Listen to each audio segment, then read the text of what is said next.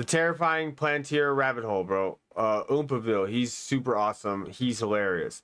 Like, see this guy's a comedian, bro, and this guy does way better at comedy in his videos. Anyways, look, bro, everyone needs to comprehend what's happening with Palantir. Everyone. Imagine a man who preaches freedom yet funds dictatorships. A man who aligns himself with sovereignty yet profits from surveillance and positions himself as a hero whilst naming his empire after symbols of corruption and villains, greed, preachers who tried to enslave Middle Earth and got Aragorn. How about that? Today's video is about the Antichrist, aka Peter Thiel. Like most people, I like Lord of the Rings. And to most people, the Lord of the Rings is a warning about the power and the dangers of corruption. To Peter Thiel, it looks like a business plan. He read those books and watched those movies and didn't think to himself, maybe this is a Christian allegory. It's a story told as old as humanity itself. He looked at it and saw that He looked at it and saw something totally different, man. It's like monkey business and horseplay. Same thing, two different perspectives. Peter Thiel may or may not be the Antichrist. He is a German-born billionaire. It is weird that if you retake his name and you realign the letters, it becomes the reptile. Who helped create PayPal. He's one of these bald guys in this photo with Elon Musk. And since then, he spent 2 decades building an empire that systematically contradicts his self-proclaimed libertarian values, or at least it seems to, I guess. He claims freedom and democracy are incompatible while funding the surveillance state of an actual dystopian nightmare. He himself is an immigrant that funds candidates and funds tools that aggressively pursue surveillance for the cause of immigration enforcement. He calls other people Satan and satanic, gasp, while so literally embodying villains himself. Look at him sweat in this interview. I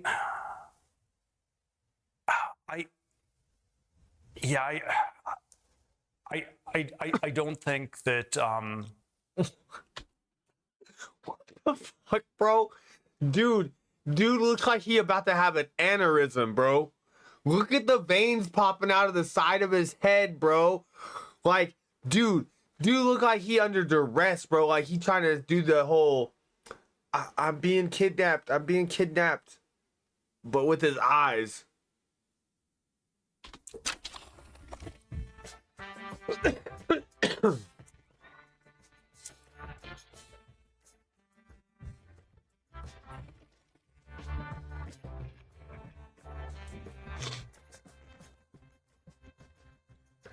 So those are some of Peter Thiel's contradictions, and they do matter, I would say, because he wields enormous influence, and he's not even a self-proclaimed influencer like myself. Brother has spent tens of millions of dollars in political donations since 2012. He's actively trying to influence our system. His surveillance company, which tracks Americans and now immigrants who live in America, has a market cap over $400 bajillion. That's right. Dang, bajillion. Bro. You've probably also seen people referring to J.D. Vance as his protege, following Vance's previous employment at one of Peter Thiel's Antichrist firms, I think he calls them, where they do their best to manufacture the Antichrist. He also has close ties with Curtis Yarvin, a fella that believes... Okay, fuck, bro. Alright. Fuck. Let's just say I haven't done a deep dive into Palantir yet. And so I don't know a lot. I know what it is and I know what it's doing, and I know all about that. But I haven't done details, right? I haven't gotten details of like shit that's happening in this whole part of the system's attempt to completely rule you by putting chips in your brain so you can never fight against the brainwashing ever again.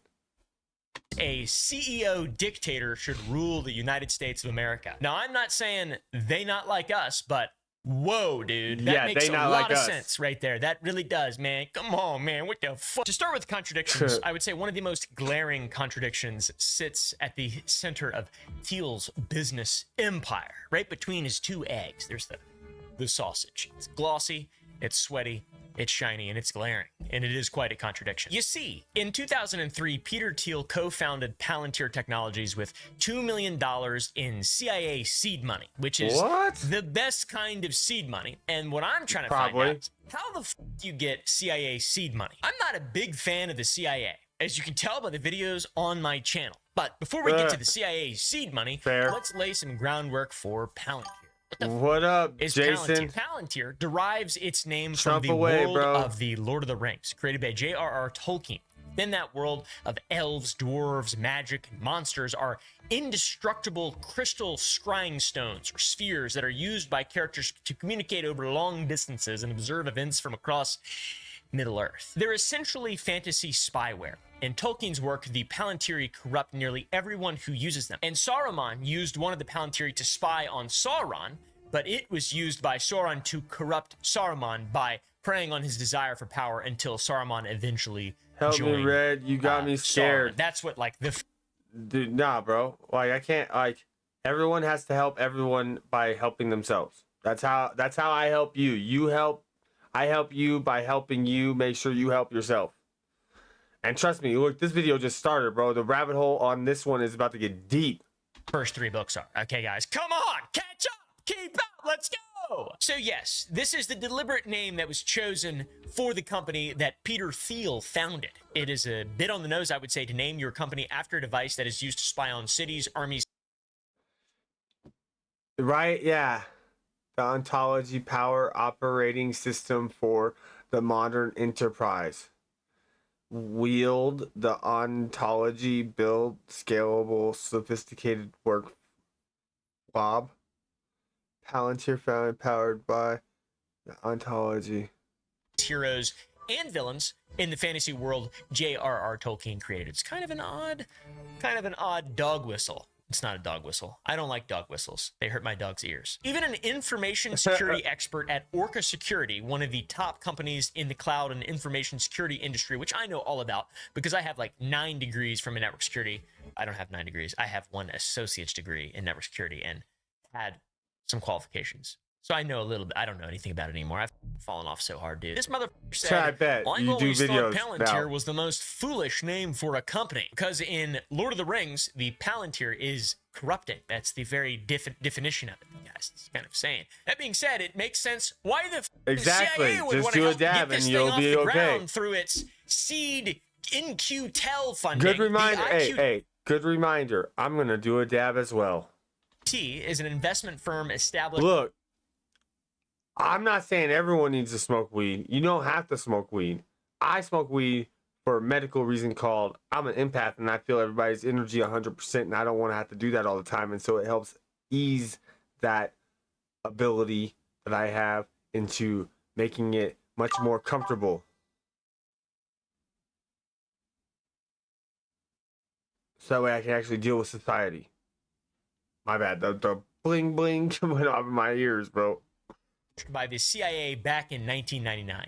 How the f does the CIA have an investment firm? Now, in 2025, the IQT isn't technically a part of the government or the CIA, but it might, let's be real, it is, for sure. The Department of Homeland Security Science and Technology Directorate has a page dedicated to its work with IQT, as well as Hold on. I don't know if he's going to read this, but I'm going to try to read it real quick. InQtel, engagement with the Department of Homeland Security Science and Technology Directorate, is committed to providing the best scientific R&D and test and evaluation support to find innovative and cutting-edge technology for our Department of Homeland Security partners. One such resource is DHS's work with InQtel IQT. IQT is the not-for-profit strategic investor that government intelligence and defense communities have relied upon for nearly 25 years to anticipate their technology questions and needs, provide deep technological expertise, and make strategic investments to strengthen the security of the U.S. and its allies.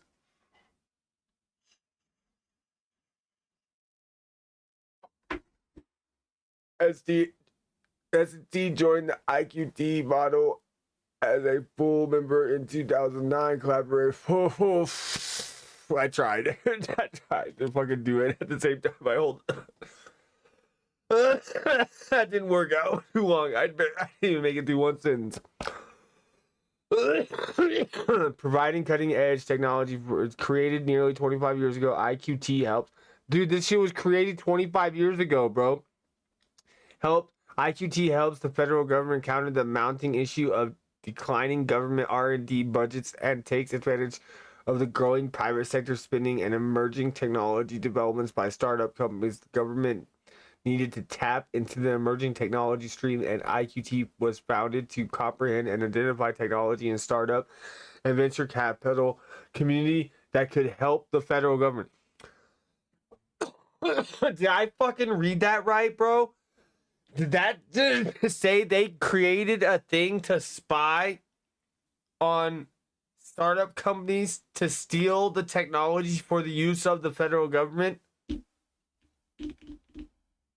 Broader intelligence and defense community. So it's like an Epstein type connection here. It calls the IQT a not-for-profit strategic investor that government intelligence and defense communities have relied upon for nearly 25 years to anticipate their technology questions and needs, provide deep technological expertise, and make strategic investments to strengthen the security of the U.S. and its allies, namely Israel. It didn't say that. I made that up. Essentially, the government uses IQT to invest in technology it deems critical to national security. One of those companies that it deemed critical to national security was Palantir, dude. Peter Thiel. At it again. Peter Thiel. Sorry. And incidentally, the company, named after a fantasy spyware device, released one of its first products, which it named after one of the most corrupt cities in fiction. Gotham. Gotham. You know, Gotham, the city that represents the era of history in America where mob bosses ran everything, like Chicago in real life, Brooklyn, politicians, police, everybody was under the thumb of the mob. So we got Palantir and Gotham. Hey man, that's pretty cool. I also like Tolkien and Batman. But I don't have a mass surveillance company. The amount of parallels between shady fictional lore and the companies and products that Peter Thiel designs, pretty crazy, and it just doesn't stop. You see, Gotham is also a tool for intelligence agencies and clandestine organizations. It's an AI spyware tool that churns through a massive amount of data to identify threats and link them to larger networks. The DoD, FBI, other global defense and law enforcement agencies use it to link seemingly random pieces of information to identify people. That's why we stop so many of these horrible tragedies before they start. The Gotham website touts it as AI-driven combat superiority that can make your software and link them to larger networks. The DoD, FBI, other global defense and law enforcement agencies use it to link seemingly random pieces of information to identify people. That's why we stop so many of these horrible tragedies out right here. Okay, look at this. 27. Close enough. My bad.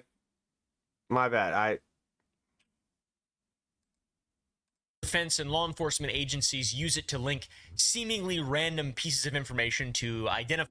I forgot to mute my mic, bro. I have to hit the button over here, number 4, because I don't have any special buttons. Like I need to get one, a Stream Deck, so that way I don't need to use these buttons no more, and I don't have to worry about that happening. I can mute my mic whenever I need to. So I gotta remember, can't do that. I gotta pause the video. Or click off the video, I think. Actually, that's what it is. I know what to do now. I got it. People. That's why we stop so many of these horrible tragedies before they start. The Gotham website touts it as AI-driven combat superiority that can make your software a weapons system. How it does that is by sifting through social media posts, satellite imagery, banking information, public records, documentation, or really whatever else you can feed it, and then piecing together parts of that puzzle for identification of bad guys, it seems like. There's a quote endorsing the product on the website that comes from former U.S. Secretary of Defense Bulldog Mattis, James Mattis. God bless the United States Marine Corps. Palantir came up with groundbreaking technologies that can help us make better decisions in combat zones. You're giving us advantages right now that we need. So this AI is deemed acceptable for developing tactics in combat zones, but when Major General William Hank Taylor recently revealed he uses ChatGPT to create models and aid in decision making when talking about war, it's not okay when he does it. Come on, guys, let's choose our AI. I use Grok for my combat strategy. A lot of civilian casualties. Palantir really seems to be worrying many people who see the capabilities of these tools and them being used in spying on American citizens, which is totally fair. Been happening a long time, my whole right life. of the American to be. I'm pretty sure everyone has been being spied on my whole entire life. I have come to terms that I'm pretty certain that's already happened. Concerned if the government is bad, out to get us. We got the First and Second Amendments. What the fuck are they gonna do? All this shit, seems like. Seems like they're going to do all this stuff, and there's nothing we can do about it. Even back in 2013, Forbes reported on Palantir, stating the biggest problem facing the company was just how well the software works. It helps customers see too much. Bad. Reminds me of that scene from, what's that show called? Succession. In the same article we just showed, it quotes an ACLU analyst, Jay Stanley, who warned that Palantir could enable a true totalitarian nightmare, monitoring the activities of innocent Americans on a mass scale, which seems to be like that's where we're going objectively, and I don't like it one bit, to be honest with you guys. Advertising and YouTube and algorithms are already... That's already like everything. I don't want the government. They can do it. I don't know. Fast forward to 2020, Amnesty International was putting out calls to action, highlighting the human rights violations Palantir is not only capable of, but was actively facilitating through its use by the Department of Homeland Security and ICE. Agencies that use Palantir can filter and sort data, aka people, by using hundreds of categories ranging from physical traits to financial data or their government IDs. Bro. So that's alarming, but it also gets way worse. By the way, we just did a video in which we talked about China's surveillance state. Ours is just as bad. We're just pretending that it's not. It's Right. just, we're moving that direct. It's weird. It's really strange. It would be one thing if we actually knew and could trust that it was being used to track terrorist organizations abroad and domestically. That would be one thing. And maybe if that was the justification for a $96 million contract between Palantir and Ooh, Denver. Palantir Technology announced today that the Department of Homeland Security renewed its contract to support Homeland Security investigations with investigative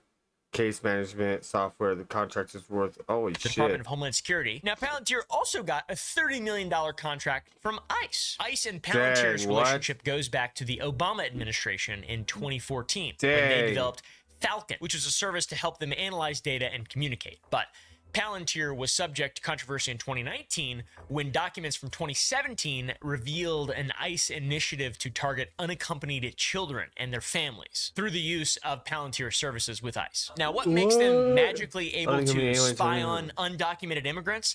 I don't really know. I assume that it's harder to spy on undocumented people than documented people. So, and I'm, you know, what about like American people? Is it just, are we only using it for who's deemed worthy of being surveilled, or like what's going on here? And it's been bad for quite a while. I mean, we have Edward Snowden, the NSA. I'm not sure the exact status of Edward Snowden and the American government's relationship right now. I can't imagine it's probably that good, but Obama was known for invoking the Espionage Act more times than any president before him in regard to whistleblowers, but passed some good legislation for financial whistleblowers and retaliation of agents, I think in 2012. So there's been some protections, but a recent executive order removed several long-standing protections or barriers to federal employees viewing government data and promoting interagency data sharing. So take all the data from multiple agencies and feed that shit into Palantir, and you can dig up whatever you'd want on any human being that is in the United States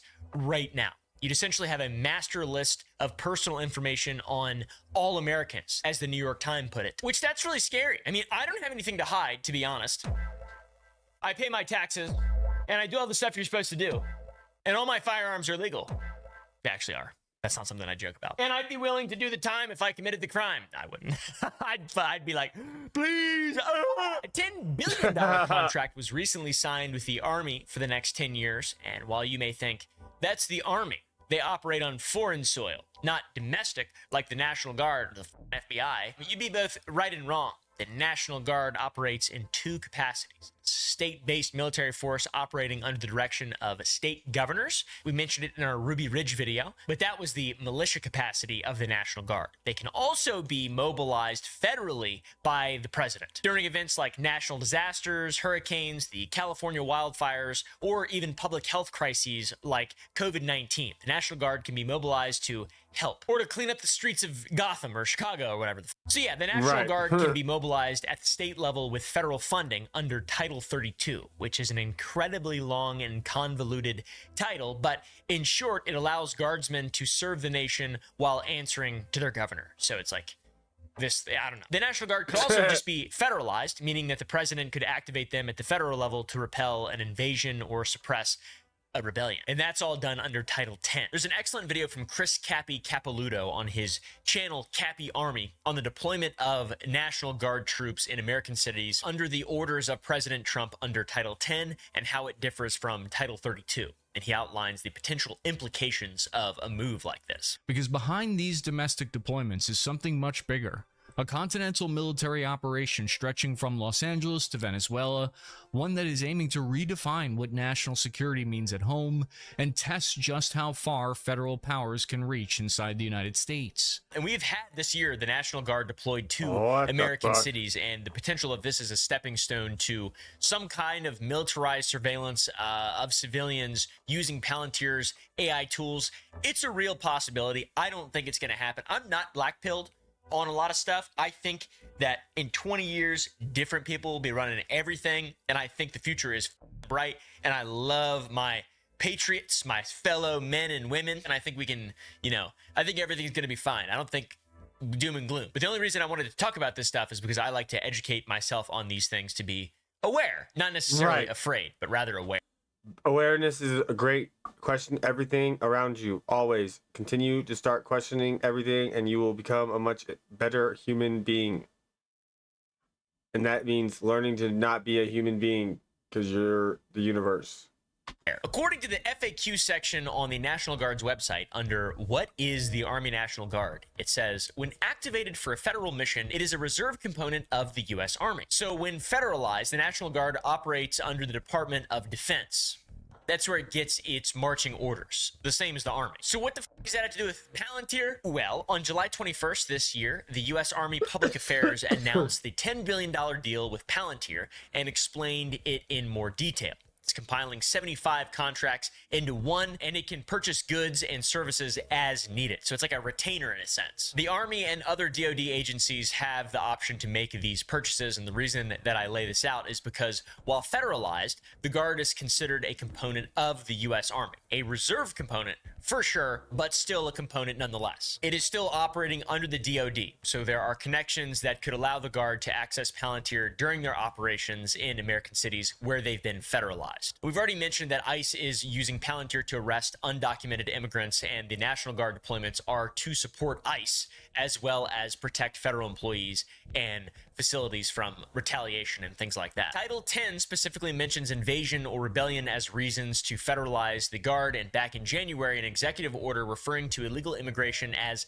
an invasion was created. Trump has also been threatening to invoke the Insurrection Act as he sees the protests against immigration enforcement to be a rebellion or danger of rebellion. If I had to enact it, I'd do that. If people were being killed and courts were holding us up, or governors or mayors were holding us up, sure, I'd do that. I mean, I want to make sure that people aren't killed. So if things keep going this way, and even if the protests stay peaceful, these protesters might find themselves targets of the data AI scraping tools like Gotham, the weapon systems that Palantir has created and is sold to ICE and the DoD and all this.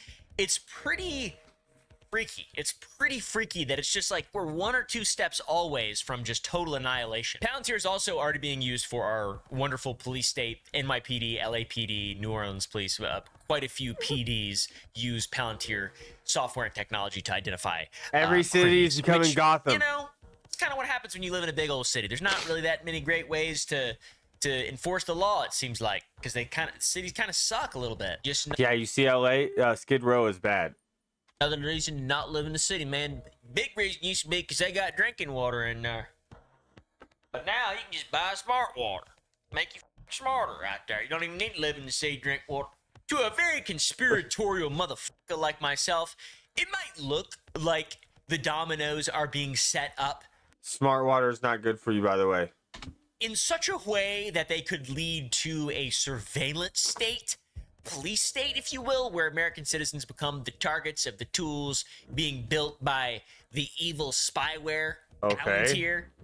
You know, it kind of looks like that, but I don't know shit, man. I hope that that's not going to happen. I don't bet. I wouldn't bet on it, but I could see it definitely happening like that. What do you guys think? Comment down below. From a logical perspective, it would make sense when we talk about the name Palantir and where it comes from. Palantir in Tolkien's world, they were scrying stones that could see everything, or everything except what Sauron tells us not to look at, or tells them. Yeah, interesting. It's pretty wild, and it's no longer tied to just one administration or agency. It's pretty fun to just be like, the CIA is scary, the NSA is... Everybody's got it now, man. Everybody's got CIA-type technology nowadays. It's like a structural, institutional thing as opposed to an entity or an organism. There's no stopping it. The same services that can help soldiers locate insurgents or help an agency track a drug smuggler or whatever, they can also just be used to monitor citizens with a simple change of mission or surveillance parameter. I mean, why would you want to? We just have to trust that it's in good hands. All right, guys. And that their citizens don't have anything to worry about. That was sarcasm, by the way. So yeah, it's pretty scary. I get why people are upset on the internet.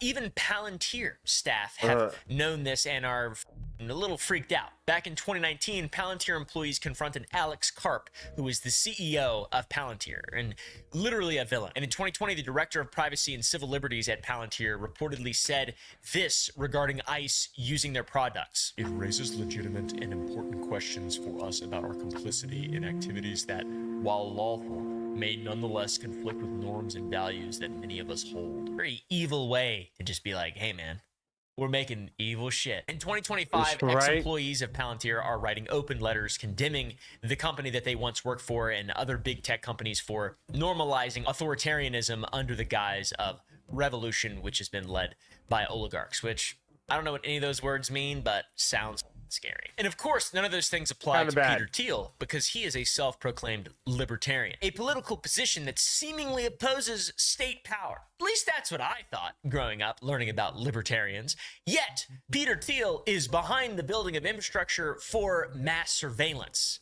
It's also Jack Dorsey made Twitter and is like this, when Twitter was and banned all these people for free speech, and now he wants Thomas Massey to run for president. It's a very What? confusing world we live in. And to be fair, maybe Thiel's ideal freedom doesn't mean freedom from state oppression. It's the freedom for the state to oppress. Maybe it's the freedom for tech elites to operate without any kind of constraint. I'm not really sure. But I'm definitely sure that we live in a time where technological advancement far outpaces legal oversight and regulation. Hence YouTube's busted-ass copyright system that's been ever since I've been a YouTuber. So sweet Peter, along with creating the technology through Palantir to potentially cause us to lose all of our civil liberties and chip away at our freedom of thought and everything and movement until we, dive into a dystopian hellscape. Sweet Pete is also giving speeches Already in a dystopian hellscape. in Hungary at MCC Fest. And in these speeches, he's questioning today's rapid technological revolution, whether or not it should be seen as real progress, or he tries to warn us about the loss of control over our own creations, which is unbelievable. You could not name a company better. You know what I mean? You're sweaty, dude. You're too sweaty for me to listen to you.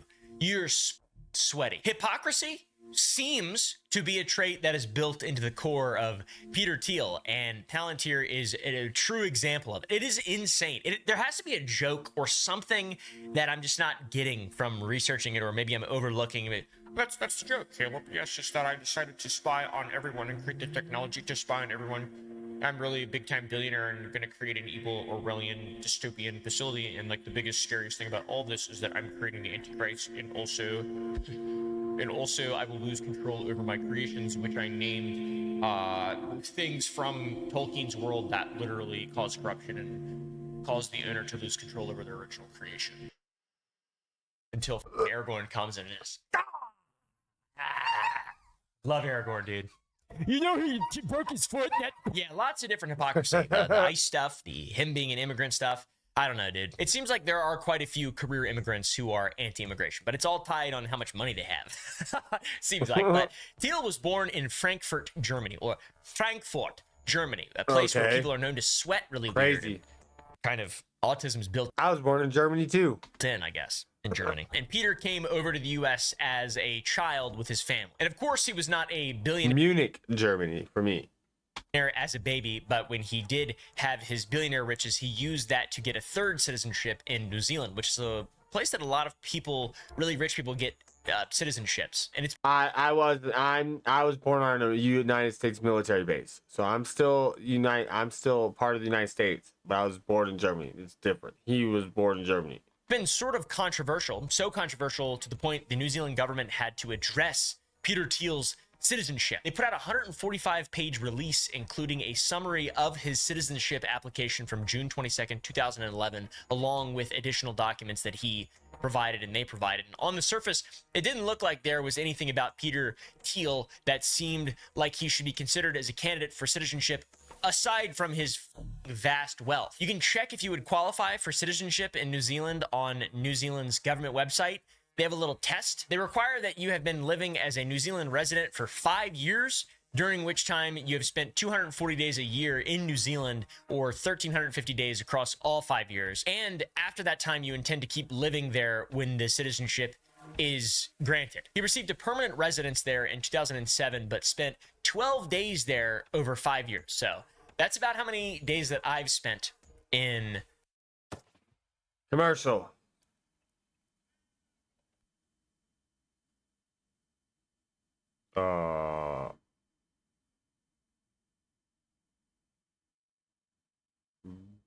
Bro, what the fuck? time you have spent 240 days a year in New Zealand, or 1,350 days across all Bro, what the fuck was that right there? 5 years. And after that time, you intend to keep living there when the citizenship is granted. He received a permanent residence there in 2007, but spent 12 days there over 5 years. And then it rewinded that's it? about how many days that I've spent in New Zealand in the last 12 years, to be honest. And that's just because I watch the Lord of the Rings movies a lot. And they're all shot in New Zealand. You just it feels like you're there. Never actually been to New Zealand. The New Zealand government released documents even showing that he didn't intend to live in New Zealand and would stay in America to obviously manage his evil companies. So Yeah. he used his bajillionaire status to satisfy the exceptional circumstances that are required that would allow him to circumvent the typical rules for citizenship applications. He literally just bought his way.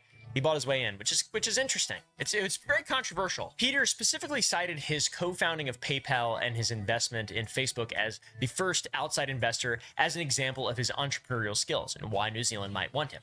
And to sweeten the deal, his application also outlined how he'd invested in several New Zealand businesses, online accounting businesses, Zero Fiber Internet Company, and Pacific Fiber Limited. He wants fiber optic internet out there. And regarding that, Pacific Fiber Limited, Thiel's application mentions explicitly how the company plans to lay a fiber optic cable between New Zealand and Australia and the US to improve broadband services to that area, Oceania. It's really far away, and it's hard. The ping's always really bad. If you grant me citizenship to your country, which I've never really thought about living in and barely spending any time in, I can get you good internet because I'm so rich. He also made sure to mention that he donated $1 million to the Christchurch Earthquake Relief Fund, and he gave a keynote speech at an ideas conference on the future of New Zealand. So all that worked. He got approved, and of course, just over a year after Thiel was granted his citizenship in New Zealand, Pacific Fiber Limited abandoned its plan to lay the fiber optic cables internationally due to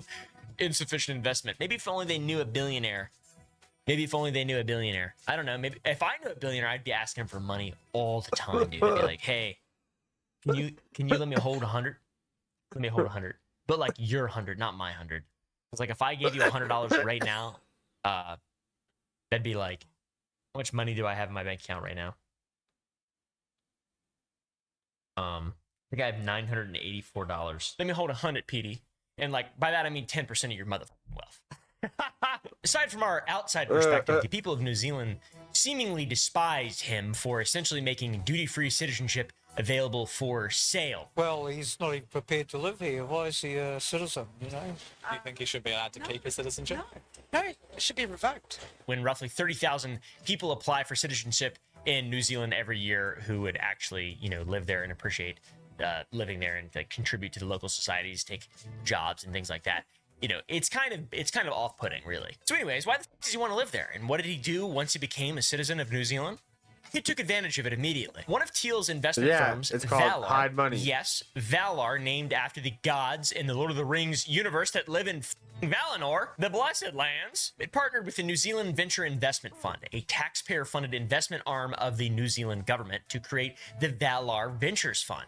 NZVIF put $20 million into VVF. And Peter Thiel put 15 million. Then other investors from New Zealand put in 5 million. And official government websites for the Beehive, which is the nickname for New Zealand's executive wing of parliament, touted the deal as a very positive development for New Zealand technology companies wanting to expand into large offshore markets. Unfortunately, a clause built into the contract between Thiel's Valar Ventures and the NZVIF allowed Thiel's company to purchase the government's stake, and when VVF started raking in the profits, the New Zealand government was essentially cut out of the profits. The New Zealand Herald reported in February of 2017 that billionaire Peter Thiel makes fortune after sweetheart deal with government. Their reporting called it a scheme funded by the New Zealand taxpayers, and while the New Zealand government investment barely broke even, Thiel walked away from the deal with tens of millions of dollars in profit. So it's a pretty profound betrayal, and it was such a profound betrayal that the New Zealand government would ban such clauses in future NZVIF deals. This guy's over governments, and like the governments of Mordor too, because that's where they crazy. shot How that the shit fuck is he New Zealand. not So yeah, in Valar jail? Ventures has even ceased operations entirely in New Zealand after deregistering because it's so dumb. Peter's dream home project was also left underdeveloped after local authorities blocked his plans, which likely exacerbated his frustrations with New Zealand. Now, it seems he wants to chase citizenship in Malta, which is where my people come from. All right, guys, I just got 23andMe. My results got updated, and I'm not even a majority English. I'm a white guy that's not even in a majority English. I'm a white guy. I'm a majority Italian and Maltese. How crazy is that shit? I knew it. I look in the mirror and I said, oh my God, I look so Maltese. Like 7% Maltese. Woo! Filled with malted milk, brother. Maltese, take a bite out of this motherfucker. Don't believe me? Check this out. How ironic is me showing you guys that I gave the corporate overlords my DNA, and I'm getting really excited about it in a video. Check this out right here, okay? Look at this. 27% English. How sick is that? Check this out. Whoa, yeah! 31% Italian and Maltese. So, yeah. And it's like mostly Northern Italian, which apparently is really bad. I don't know. I don't know anything about Italy. I don't really give. I'm an American guy.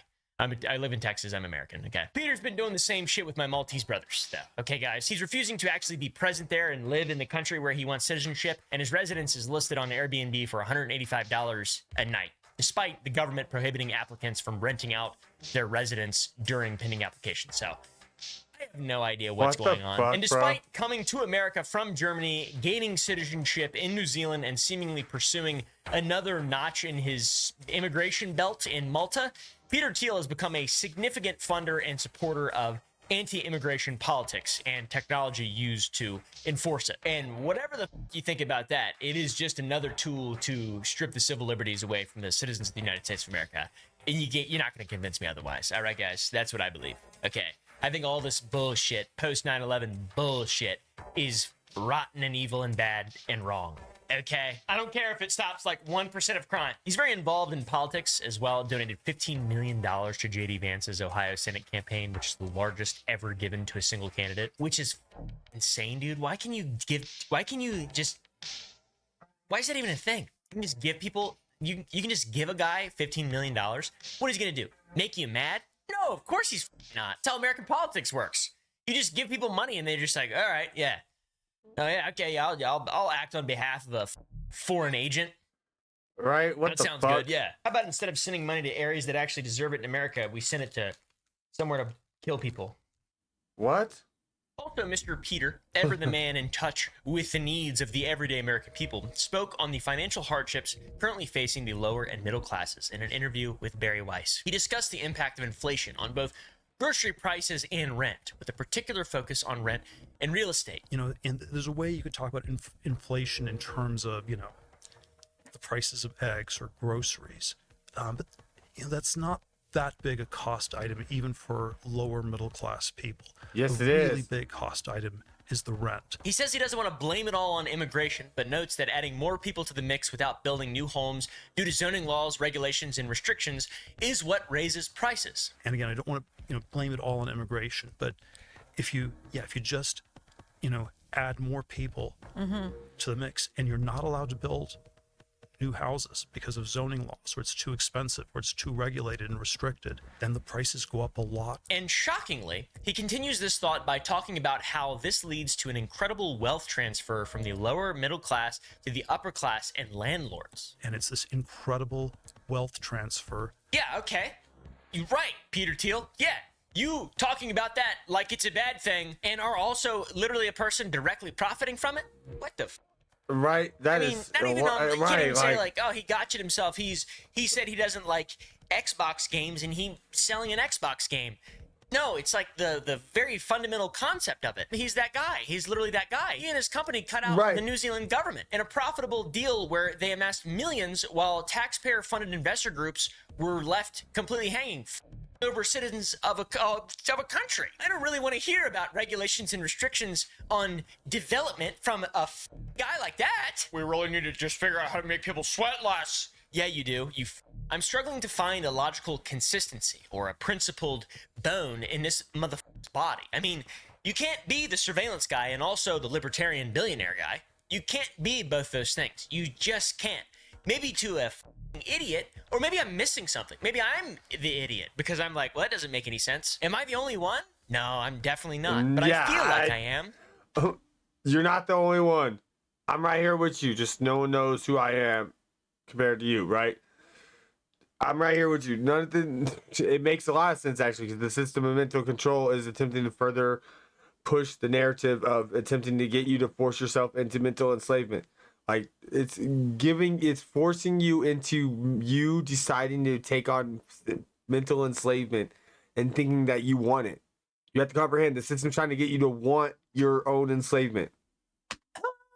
Everybody's been blaming shit on bankers ever since I was a little kid, and I would absolutely do the same thing. I think the root of all evil is not money. Money is an object, it's a thing, but the people who control it and then play with the system, they stromboli the system to be able to make it work better for themselves and their friends and everything. That's bad. The pursuit of wealth and power is bad, generally speaking. Bankers are bad, generally speaking. And this reality becomes stark and scary when analyzing Peter Thiel's recent investments in digital banks that target cryptocurrencies and AI. Guess what he called it? Erebor. It's the name of the new banking brainchild co-founded by Palmer Luckey and Joe Lonsdale.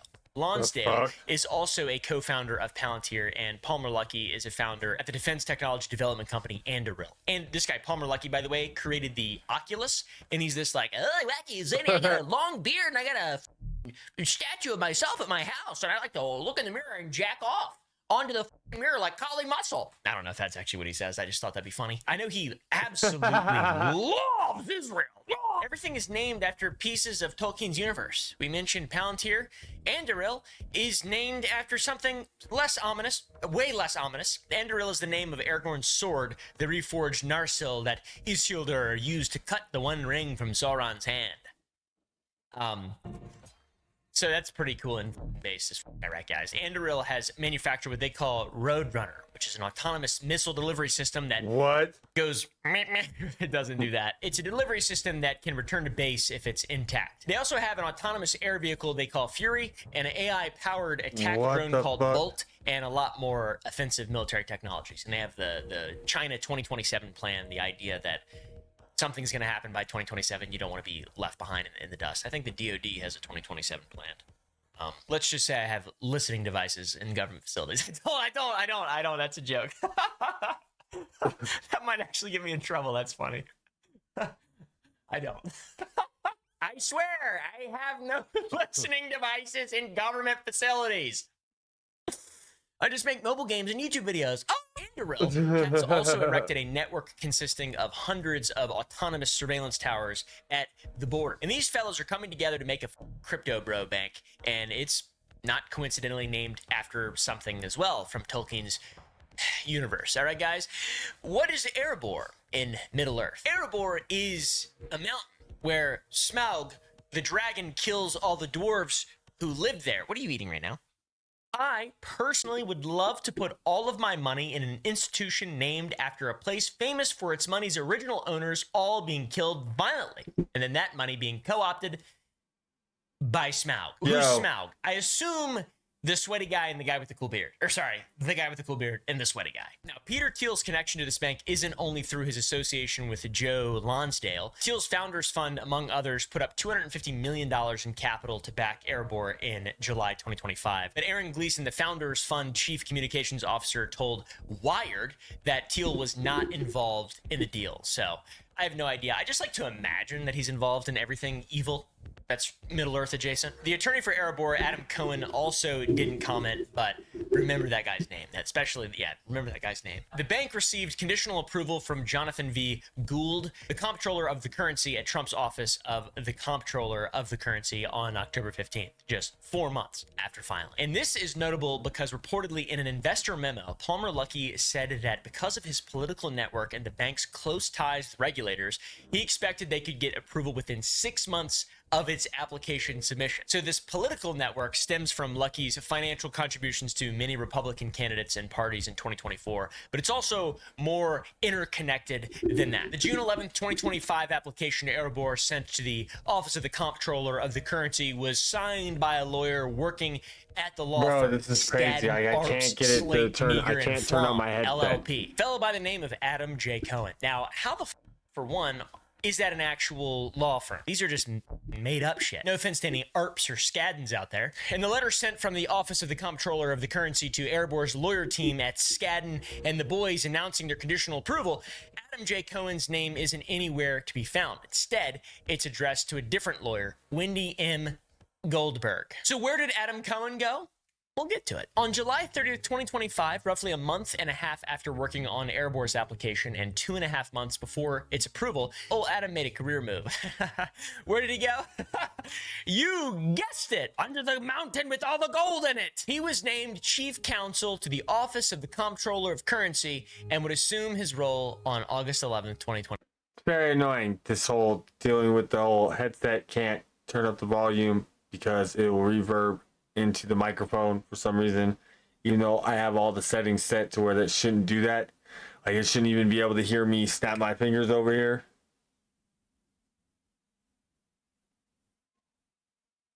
It should only pick up a certain range.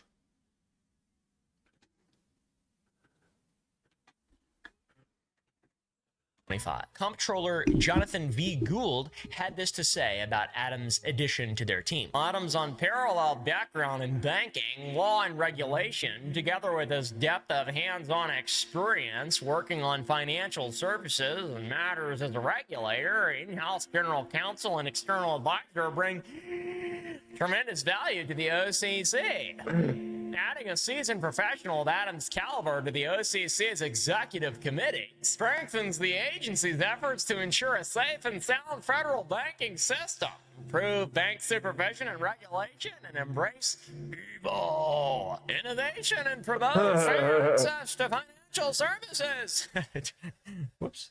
Got a booger out of my nose. Adam Cohen posted to LinkedIn expressing an honorable feeling to be appointed the next chief counsel and being thankful to Jonathan Gould for the opportunity to support a safe and sound banking system that embraces innovation. And this has nothing at all to do with his connection to a bank that he's connected to that's waiting for approval at the time that this was written. Of course. Obviously. The approval happened so quickly that Elizabeth Warren, a senator, I think, put out a statement essentially calling it crony capitalism because these are President Trump's billionaire buddies, and his financial regulators just fast-tracked an approval of this very risky venture for the president's cronies. By the way, the president literally is a crypto scammer as well, if you guys didn't know.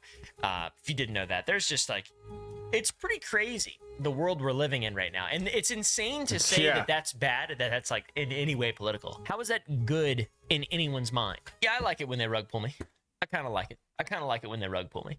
Hey, man, they're f***ing politicians. They don't care about you at all or know about you, even a small amount. I know more about you than they do, literally. Unless they look at Palantir, then they know everything there is to know about you. I know what you do in the mirror every single morning. The whole spread that. Really weird, but people gonna do what they're gonna do, I guess. So Thiel, Lonsdale, and Mr. Lucky need a safe place to stash all of their Trump and Melania meme coins, I assume, and they're going to put it in Erebor. And it seems like they may or may not have planted a man on the inside to get this done. So another reason why people might hate Peter Thiel. It seems like the billionaire stuff is really, I don't think just because someone's a billionaire that they're bad. I don't think that people getting money inherently makes them bad. There's a lot of, well, there may be some good billionaires. Is there? Is there a good billionaire? It seems like everybody hates them all. I don't really know. Who's a good billionaire? Yeah, I don't think that becoming a billionaire automatically makes you an evil person. But I'd like to find out. Download Legend of Zolk. Be a good billionaire. You guys can trust me with all your money. So to circle back a little bit to the fundraising memo that Palmer Luckey sent to prospective investors, that was maybe late July or early August, judging by Business Insider's reporting being posted on the 8th. It's days before Adam Cohen assumed his role that Palmer Luckey is saying his unique connectivity to regulators will lead to its expedited approval, which again was approved in 4 months compared to the typical 9.5 months, saving them nearly 6 months of time to be able to steal money from the dwarves. Who's the dwarf? Not Peter Dinklage. He doesn't want dwarves to be dwarves. He doesn't want them to exist in movies anymore. So yeah, classic evil billionaire stuff. I've got to be honest. We've seen this playbook a lot. Nobody thinks that Bill Gates is a good guy. Nobody thinks that other guy that guy's a good guy or whatever, with the space and the bitches going up to space and stuff. Nobody thinks they're good people. Nobody does. And if you do, I mean, what about look at your family and your mom. I was going to say you're an idiot, but you're not an idiot. Maybe you're just a contrarian, Maybe you just chill with it. Shit. Let me hold 100, B. Let me hold a Billy. 100. Yeah, that's right. Come on now. So yeah, classic billionaire type stuff, to be honest. To me, it makes sense. This is what I would do if I wouldn't do any of this if I was a billionaire. This is what I would do if I was a billionaire, he says, tongue-in-cheek, facetiously, just so you guys know where I'm coming from. For me, the biggest issue out of all of this is the continuous use of Tolkien-related naming choices. That's what really stands out to me. In the case of Erebor, in the context of that location in relation to a bank of all things, just shows how not tone deaf, I guess. Is it deliberate provocation? Is it supposed to be ironic? Because it seems like a bad idea. It really does seem like a bad idea. Like, you name your shit Palantir, and it's like, well, eventually it'll be corrupted. You name it Erebor, and it's eventually going to get taken over by smog, and you're going to kill everyone whose money's in there? What are you saying? Like, what is the point? A lot of people read in between the lines too much. They're talking about numerology and like, well, this means this, it's satanic. Bro is literally named his company Satan. And then his other bank, Satan's Bank. And it's like, excuse me, what? Really? Let's just hope it's Erebor before Smaug. And let's just hope that the Palantir is Palantir before Sauron, to where it's a neutral tool. Okay, guys, because that's what it's supposed to be kind of about and stuff and whatnot. The damn Tolkien named empire. Palantir, Valar Adventures, Mithril Capital. Mithril's named after elvish armor.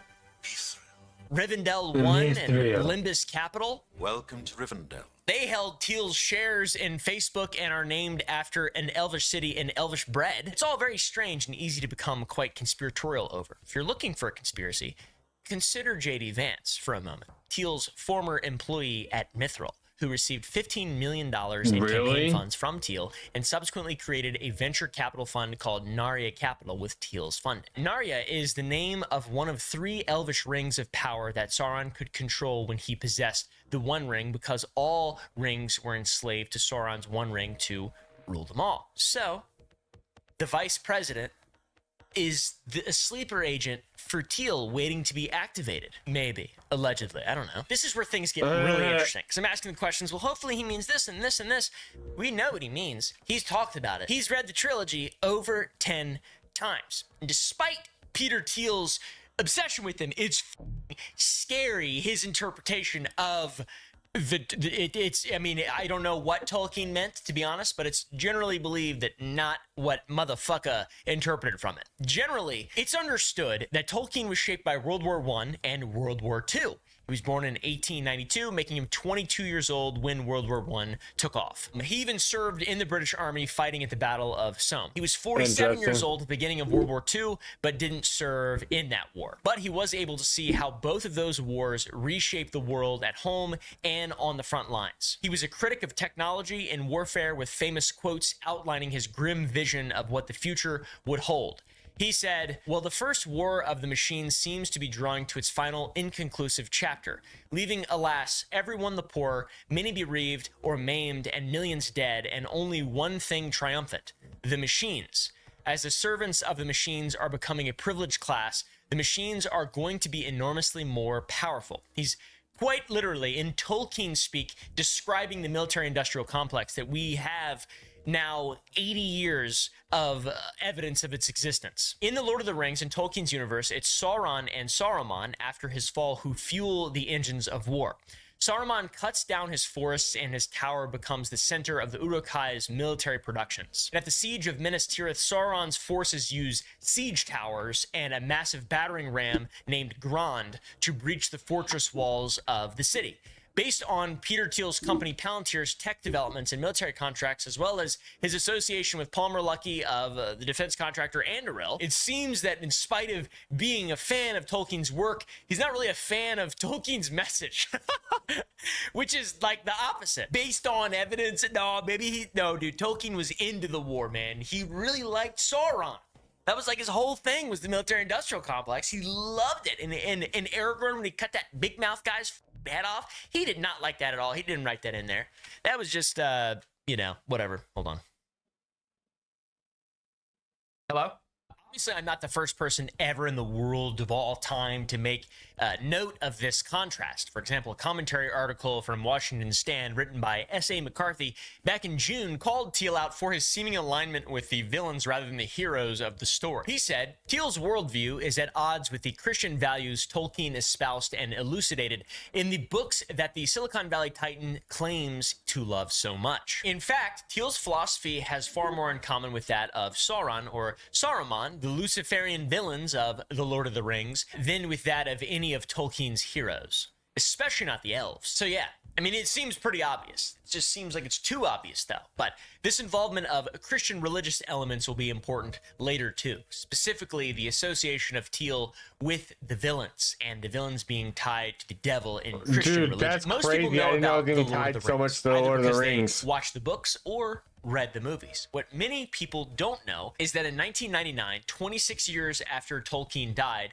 a book was written in Russia by Kirill Yeskov that takes place during the War of the Ring, but is told from the perspective of the losers, Mordor. The book is called The Last Ring Bearer, and it can be downloaded in an English translation that is 253 pages long. The book, being from the perspective of the original trilogy's villains, paints the elves as murderous and genocidal, which, to be fair, most everybody against goblins and orcs, they're murderous and genocidal. And men are painted as primitive and Mordor is futurist. It is a telling where Sauron and his armies aren't trying to enslave Middle-earth. They are just a nation undergoing an industrial revolution that was only trying to secure a reliable source of food, since nothing could grow in the desolate landscapes of Mordor under the ash and smoke of Mount Doom. A landscape that was slowly spreading further, even though they created their very own irrigation systems. Their plight and subsequent campaign was simply misunderstood and even demonized by Gondor and its own allies. One scene paints the flooding of Isengard like an indiscriminate attack on civilians. The elves, rather than risk their troops throwing them at the walls, they destroyed the dam, drowning the sleeping city with its defenders, implying that alongside the small army of defenders, the innocents within were also killed. Kind of seems like maybe we're the orcs right now, and he's Sauron. And who's Saruman? Maybe he's Saruman. No, he's Sauron. Yep, he's Sauron. Yeah, he's Sauron. Yep, definitely. And J.D. Vance as Saruman? A biography has been written about Peter Thiel, but it's not an autobiography. It's the Elon Musk style biography. Someone else, a man named Max Chafkin, wrote it without Thiel ever doing an on-the-record interview. Thiel, kind of engaged, and I met with him off the record, but he did not participate. He did not speak to me on the record. But following extensive research into Thiel and extensive research into interviews with over 150 people from Thiel's past. When I was reporting this book, approached Peter Thiel and had conversations, ongoing with his team while I was reporting the book. His past classmates, friends, employers, gay lovers. The book is called The Contrarian, Peter Thiel and Silicon Valley's Pursuit of Power. And the part of what Max Chafkin found that I would like to focus on is Peter Thiel's fixation with Tolkien's work and how that plays into the picture we've been building throughout this video. After the publication of the book, Max went on the Newcomer podcast, where immediately the conversation became about which character Thiel would be in the Tolkien universe who he admires. Chafkin notes two particular data points which indicate Sauron. One would be the name of his company being Palantir, which Palantir is what Sauron uses to corrupt Saruman and anyone who tries to use the objects. Thiel also had an obsession with the Mordor-focused telling of The Lord of the Rings in The Last Ringbearer, elaborating further that the elves are essentially anti-tech fascists. They're Luddites. Well, you don't like AI? You don't like AI? Come on, dude. And I've got to say, it really makes a lot of sense, which is so crazy. This book's view of Middle-earth and Peter Thiel's view of this book's fresh angle on the Tolkien world extend beyond the pages and into the real world and how Thiel views real people, aka orcs. Beginning in September and ending earlier this month, Peter Thiel delivered a 4-part series of lectures about the Antichrist at For the Axe Collective in San Francisco, titled The Antichrist, in which he would explore the idea of the devil across religion and modern culture, which seems really interesting, but also is so scary, dude. And this is when I decided to do this video, when I started compiling some different interesting information in regard to Peter Thiel and his cronies, his bros. I asked a bunch of people and tried to find someone who attended or whatever, but I couldn't really find any information that isn't already, widely accessible. But in the actual records themselves were supposed to be off the record, but there was audio from the events leaked to the Washington Post, the Guardian, and more. There was I tried to get my guys in there, but the Oompaville spies are really honestly not that. There's not that many of us. Join the Gump Club to become an Oompaville spy, all right? Go to gump.club. Join the Discord. Anyways, audio was leaked and Thiel revealed his fully developed religious political worldview through the lectures. His core argument contradicts traditional Christian thinking of what the Antichrist might be in a modern society. Instead, he gives a tech billionaire's perspective on what the Antichrist could be. Modern Antichrist, Peter Thiel, isn't an evil scientist, which has been a common theme throughout history. It isn't women who make healing salves or who are witches, or men who study alchemy, who are devilish sorcerers. Instead, the Antichrist would be this safety advocate, which is a bold move, Cotton. What? In his opening lecture, Thiel declared, in the 17th and 18th century, the Antichrist would have been a Dr. Strangelove, a scientist who did all this sort of evil, crazy science. In the 21st century, the Antichrist is a Luddite who wants to stop all science. Luddites were craftsmen who, during the 19th century, rioted and destroyed textile machinery that were putting them out of work. Nowadays, Luddites are a term used to describe people who oppose technological change. Yeah. Like, what? I mean, I love technology and stuff, but I don't want it. It doesn't serve me the more futuristic it gets. I mean, you've been able to listen to music for as long as my parents have been alive, which seems pretty good. That's a pretty good thing. Life's pretty short. I don't really want to transcend like in RimWorld or anything. I don't want to be transhumanist. I don't give a Should I? Maybe I don't have enough money to understand it. I guess I'm a Luddite. Maybe I'm the Antichrist. Shit, I didn't consider that. Thiel directly names people he considers Luddites, which by extension, he's also calling the modern day Antichristos. Those people are Eliezer Yudkowsky, Nick Bostrom, and Greta Thunberg. He thinks Greta Thunberg is a candidate for the Antichrist, dude. What the fuck? Greta is one of the most vocal people, faces in activism to this day. Greta Thunberg champions climate change action, human rights actions, and global justice. And I've got to say, Not a single one of those things seems bad. You know, human rights, okay. Climate change, yeah, sure. Of course. What? Global Wow, justice? you should look into her, bro. What? She's How are totally these- against all those things. These are the She's Antichrist is fake. into this stuff? I mean, She's an actor. Are you Actress. for real? And shit, They're Greta actors. Thunberg is part of the flotilla that was trying to deliver humanitarian aid to the Gaza Strip, but Thiel directly names her in association with the Antichrist, which, I mean, I don't know a lot about the opposite side of Lord of the Rings, like where the orcs are the good guys. But like, I have read the Bible, and like that seems to not be. I would take that. You know, if we're looking at inerrant scripture, or if we're assuming, if we're under the assumption of inerrant scripture, the rational Catholic perspective with the magisterium, you know, that's one thing. The conciliar perspective with orthodoxy, the inerrancy of scripture from Protestantism. And then there's also what Peter Thiel uses to determine his faith, which is the book from the perspective of the orcs and Saruman. What? Yeah. I am Makes sense. Tracks. Yeah. It's pretty interesting. Eliezer Yudkowsky, who there's no way that I pronounced that correctly, is an AI researcher who warns of the dangers artificial intelligence poses to humanity if we build something more intelligent than us that we don't fully understand, which it seems like we're going down that road for sure, which is really scary, but at least we have the Mormon God to back us up. And given that Eliezer is in direct opposition to Thiel's company Palantir, it's not surprising that Thiel would consider Eliezer as his own personal antichrist. Antichristos. I saw Terminator when I was a kid. To be honest, I don't want Skynet. You're my antichrist, says the sweaty gay guy. I'm gonna select my own personal antichrist. How about that? Who's I don't know. I don't really have many ops. I just kind of do my own shit, dude. I love life. I really do. I really do. I'm very grateful. You know, things could be a lot worse for all of us. We're very lucky. We're very fortunate. And along the same lines as the Kowski fella is Nick Bostrom.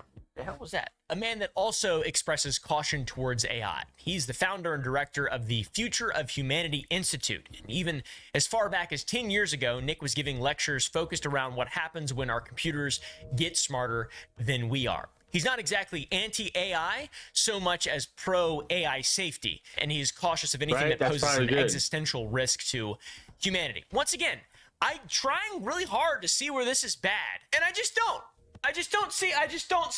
don't see the bad. AI is something that Nick sees as bearing many possibilities, but also many potential risks, and is one of many caught in the middle of supporting and condemning it. And Nick, not an AI glazer, he's the Antichrist. Another Peter Thiel Antichrist. Bro has so many Antichrists. I have 4 different candidates for Antichrist. Look in the mirror, bro. You look like the Antichrist. When I was growing up, my parents told me Obama was the Antichrist. They didn't say that. My parents are not even remotely religious. These are the 3 people that Peter Thiel calls the legionnaires of the Antichristos, seemingly because their worldview doesn't exactly align with his. One of the people Thiel does not believe could be the Antichrist is Bill Gates, who, though he thinks is a very, very awful person, is not remotely able to be the Antichrist because he's contributing so much to the army of Sauron. And it all, weirdly enough, falls directly in line with his supposed obsession with the Last Ringbearers version of Middle-earth. And this is confusing to me because you read it, you see what he's saying, and it all is like, he's that guy. He's looking at the Lord of the Rings from the opposite perspective. The industrious Mordor was the good guy, and the Luddite races, the men, the dwarves, and the elves, were evil for resisting the technological advances of Sauron and his developing nation. In the same lectures where he's railing against Greta, Nick, and the other guy as being aligned with the Antichrist, in a twist of irony, he recaps a conversation he had with Elon Musk about Elon's hoarded wealth. Reportedly, Thiel gave Elon advice regarding Elon's participation in the Giving Pledge. For context, the Giving Pledge is a philanthropic organization founded by Bill Gates and Melinda Gates and Warren Buffett, where wealthy rich motherfuckers join through making a public commitment to donate their wealth to things. And Elon Musk became a signatory to this organization in 2012. So what advice did Peter Thiel have for Elon regarding his pledge? Well, he wanted him to revoke his pledge, saying, I want you to unsign that silly giving pledge you signed back in 2012 where you promised to give away half your money. Why did he want Elon to unsign it? Because Elon, with a net worth over $400 billion, would be giving $200 billion of that to nonprofits selected by Bill Gates. So it's like, I mean, yeah, sure, I guess I don't know. Okay, that's crazy. Charity, when it's on the other side of you politically, is bad, and Greta Thunberg will be the Antichrist. Greta Thunberg and that guy of the Onion Knight from Game of Thrones, he's very vocal as well. So yeah, it's an interesting look though. The Antichrist, the biblical Antichrist, like that. Just calling someone the Antichrist really is a strong. That's like a strong thing to be saying. That's a strong thing to be saying around. It's kind of scary. Like, actually scary, to be honest with you. Like, in comparison, saying Obama's the Antichrist is way funnier and a lot less scary. Normally, to just be wrong about the Antichrist is kind of funny. This is like, this guy's got a lot. This is scary. In Thiel's June 2025 interview with Ross Douthat, the New York Times columnist, he was challenged directly on this. Ross points out that Thiel is deeply invested in AI, especially through Palantir, as well as military technologies, surveillance technologies, and general warfare technologies. Then Ross follows that up by sharing his belief would be that in a world where the Antichrist is real and coming to power, he'd likely use the tools that Thiel was building to impose control over the world. And he said this quote, "Isn't that a concern? Wouldn't that be the irony of history would be that the man publicly worrying about the Antichrist accidentally hastens his or her arrival?" In response to this, Peter is totally caught off guard. He becomes flustered. He starts sweating. He, of course, doesn't think that what he's doing is wrong, but that's because he is the one doing it. And he also thinks that his critics are devils. Antichristos. They're the devils because their warnings about climate change and AI risks and all the stuff, and they don't want a one world totalitarian surveillance government state. That's not bad. We must transcend through technology. AI is Jesus. In no way would I ever want to have a world in which Greta Thunberg is making all the rules. And also, in no way would I ever want to live in a world where Peter Thiel is making all the rules. I wouldn't let him watch my children. And I'd let anybody watch my children. This is the guy that once wrote, I no longer believe that freedom and democracy are compatible. Or at least that's how I understand this statement from Thiel in 2009. The Cato Institute, if you don't know, is an institute in which you can buy these little pocket constitutions. It's an institute founded on fundamentalist ideas of the creation of America and libertarianism and the right to be free and so on and so forth. In April of 2009, Peter Thiel wrote an essay titled The Education of a Libertarian. And 2 paragraphs into this essay is where he shares his belief of the incompatibility of freedom and democracy. So that's pretty interesting. And he later elaborates further, stating the 1920s were the last decade in American history during which one could genuinely be optimistic about politics.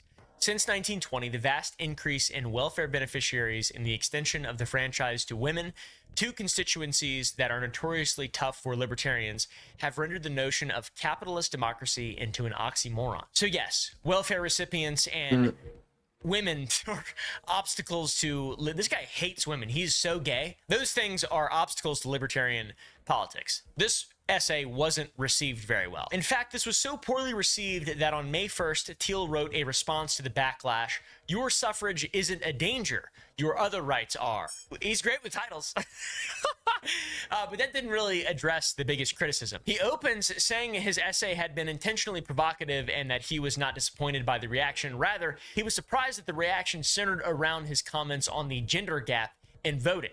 In his response to the criticism, he doesn't even retract his statement's logic that women's voting undermines capitalist democracy. Instead, he takes the stance that he doesn't support disenfranchisement, but maintains his pessimism about the state of democratic politics by saying it would be absurd to suggest that women's votes will be taken away or that this would solve the political problems that vex us. While I don't think any class of people should be disenfranchised, I have little hope that voting will make things better. The sentence, I don't think any class of people should be disenfranchised, is pretty epically PR there, to be honest.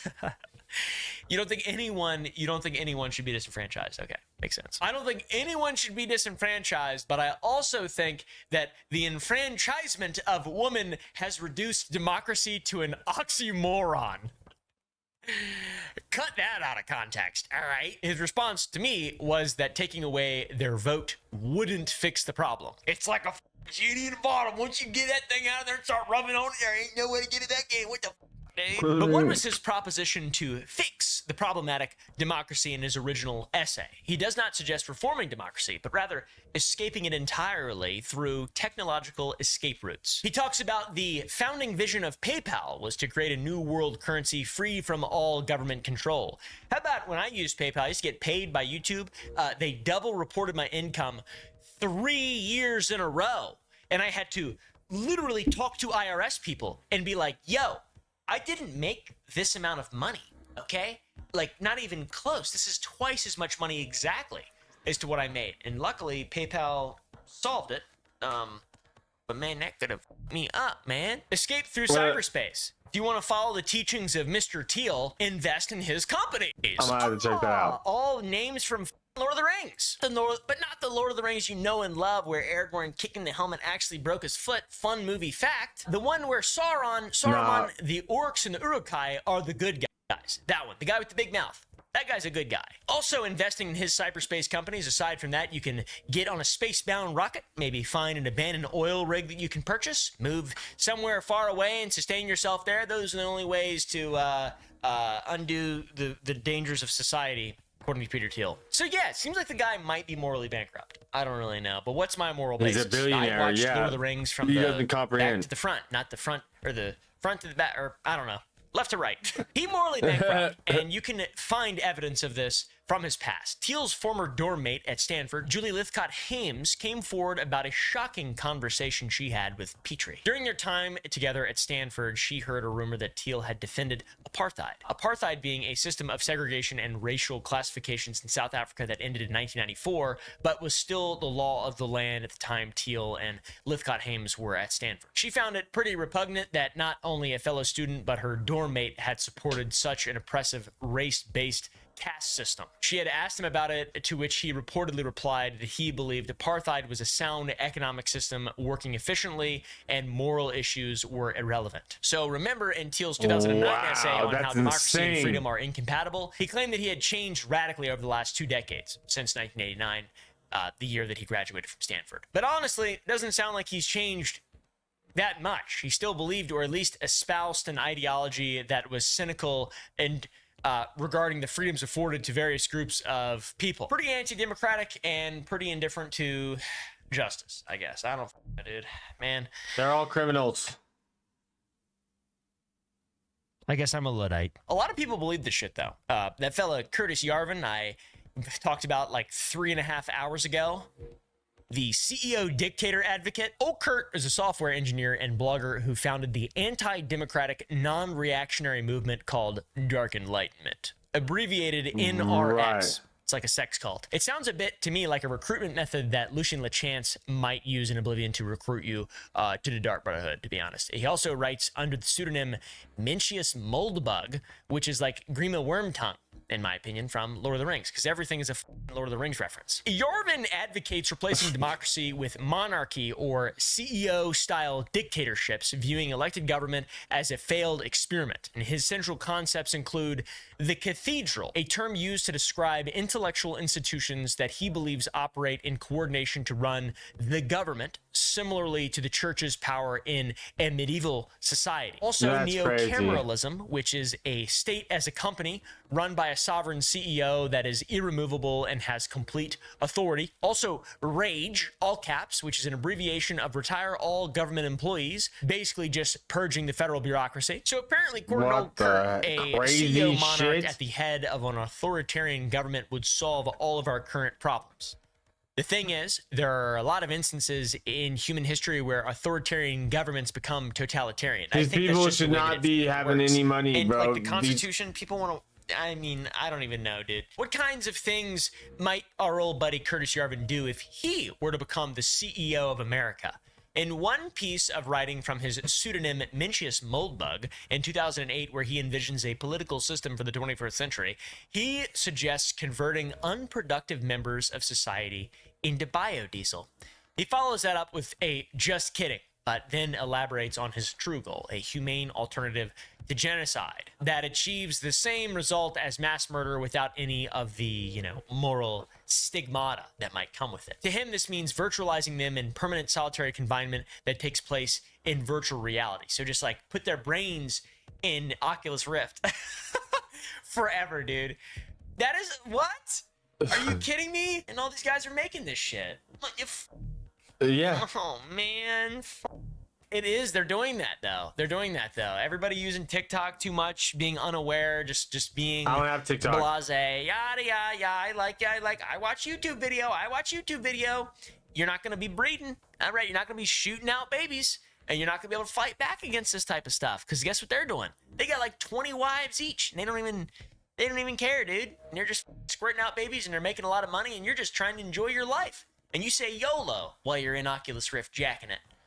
Little do you know you're being genocided without the moral stigma, you dumb fuck. So yeah, I don't really see how this guy and Peter Thiel and JD Vance and the government, I don't really see how they're all on the same page, but this guy is really good friends with this other guy, Curtis Yarvin and Peter Thiel. That's the fellow who, Curtis Yarvin, the biodiesel joke guy, and Peter Thiel, the comically evil Lord of the Rings villain. Literally. Right. In 2013, Thiel's Founders Fund invested in Talon, Yarvin's startup building the urban. Like, the interesting thing is like, how, like, well, I get how, like, the system has been going on for hundreds. I don't even know how long. Like, longer than anyone's been alive.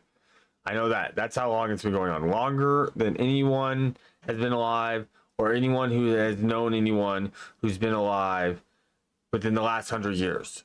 It's longer than that. Decentralized internet platform, and more revealing are leaked emails from 2016 between Yarvin and Milo Yiannopoulos, where Yarvin stated he had been coaching Thiel on politics and that Thiel is fully enlightened. Just plays it very carefully. I'm gonna be real with you. When Curtis Yarvin says someone's fully enlightened, it makes me a little bit nervous. So, what do you guys think? Would life be better for the average person if Peter Thiel got his way? No. Let's look at what he's done to find out.